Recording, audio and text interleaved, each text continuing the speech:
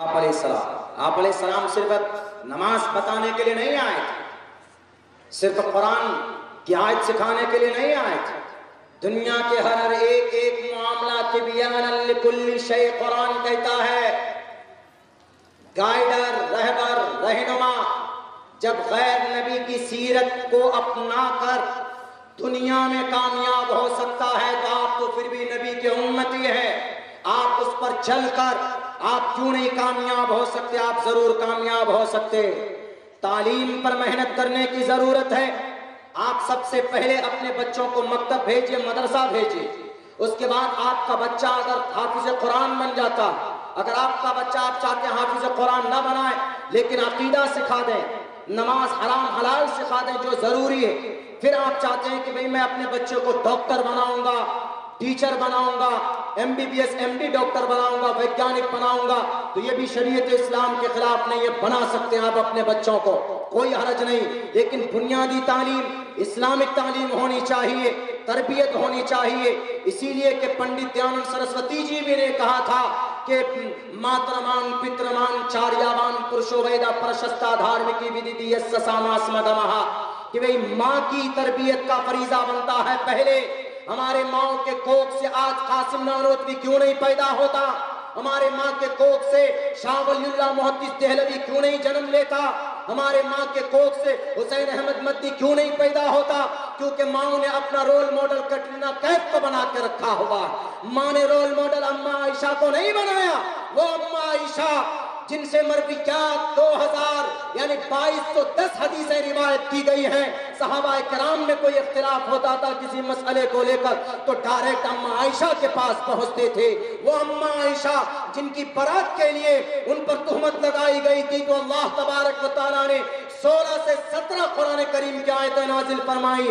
وہ اماں عائشہ جن کی برکت کی وجہ سے تیمم جیسا مبارک عمل مسئلہ اس قوم کو، اس امت کو ملا ہے۔ ہماری مائیں اماں عائشہ کو رول ماڈل نہیں بنائیں گے، بلکہ ساس بھی کبھی بہو ہوتی ہے ان کا رول ماڈل بنتا ہے۔ اس لیے سماج کے ماں اور بہنوں اپنے اندر تبدیلی پیدا کرو، آپ کے لیے ضروری آپ اپنے بچوں کو بنیادی عقیدے سکھائیے، نماز کے بارے میں بتائیے، نبی کی جیونی کے بارے میں بتائیے، صحابیات کے بارے میں بتائیے۔ اگر آپ کی بیٹی ہے، سماج کی بہو ہے، سماج کی آپ کی اگر بہن ہے تو انشاءاللہ تبارک و تعالی بچوں کی تربیت سے یہودی آج اس مقام پر پہنچا کہ 5 لاکھ آرمی اس کے پاس ہے۔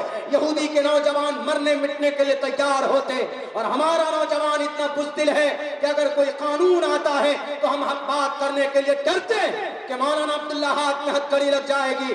آپ وہ قوم ہے جس کی شریعت نے حق بولنے کی پرمیشن دی ہے، بادشاہ کوئی بھی ہو، بادشاہ ظالم ہو کہ جابر ہو، حق بات کہہ دینا سب سے بڑا جہاد ہے۔ کلمت حق عند سلطان جائر، رواہ ترمذی کے اندر یہ روایت موجود ہے، اور آپ کی شریعت اور آپ کا سنویدھان بھی آپ سے کہتا ہے کہ حق بات بولو، مسٹر مودی ہو، مسٹر یوگی ہو، جارج بش ہو، ٹرمپ ہو، دنیا کا کوئی بھی ظالم ہوگا تو اس کو ظالم ہے تو ظالم کہیں گے، حق بات بتائیں گے۔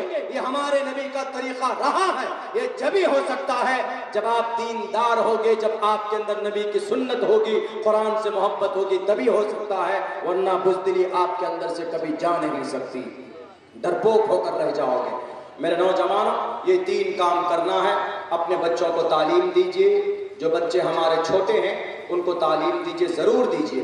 آپ کہیں گے کہ مولانا ہم اپنے بچے کو حافظ بھی بنائیں اور پھر اسکول میں بھی پڑھائیں، کوئی ضروری نہیں۔ آپ کا مدرسہ ہے، سلیبس تیار کیجیے، نہیں آتا ہے رابطہ کیجیے، انشاءاللہ بتاؤں گا۔ 8 سال کا سلیبس رکھیے اور طے کیجیے کہ جو بچہ نرسری میں داخلہ ہوگا وہی بچہ نورانی قاعدہ میں بھی اس کا داخلہ ہوگا وہیں پہ۔ وہ بچہ نرسری سے لے کر اگر میٹرک تک کی تعلیم حاصل کرتا ہے، 8 سال کا سلیبس رکھے، شارٹ کیجئے، 4-5 سبجیکٹ جو ضروری ہے، میتھ ہے، سائنس ہے، کیمسٹری وغیرہ وغیرہ ہے، انگریزی ہے، ہندی ہے، ان میں سے 2 ہی 3 سبجیکٹ زیادہ ہارڈ ہے۔ اگر آپ شارٹ کریں گے تو بہت آسانی کے ساتھ، یعنی میٹرک تک، نرسری سے لے کر میٹرک، جس سال بچے کی میٹرک کی تعلیم ہوگی، میٹرک کا سرٹیفکیٹ ملے گا، اسی دن اس بچے کے سر پر دستار کی بھی فضیلت باندھی جانی چاہیے۔ اور ایک مدرسے کے اندر میں ہو سکتا ایسا نظام بنائے گا، ہم لوگ تھوڑی آرام